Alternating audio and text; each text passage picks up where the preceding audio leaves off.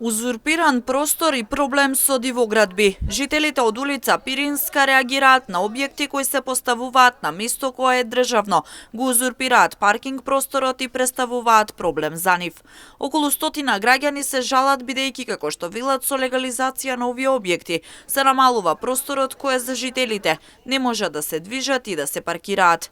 Реагирале и до надлежните институции и бараа да се преземат соодветни мерки ова да биде стопирано. Имаме проблеми со дивите градби, сега го узурпират и просторот дека што луѓето и сите кушии се паркираат и реагират најмалку 100 луѓе. Меѓу другото, не знам што да кажам, граде се сабота и недела, кога не смее да се работи, фирма доаѓа и фирмата мислам треба да одговара за ово. Вие се од времен карактер продавници, мислам, ово е објекти, не може легализација на тоа. Имаше старо дрво, кој искорна да, и дрвото го искорна, јас не знам што да кажам.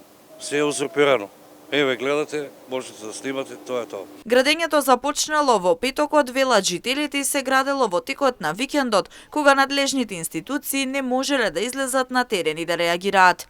Дополнително узурпирана е трофостаницата, па бараат подитно решавање на проблемот.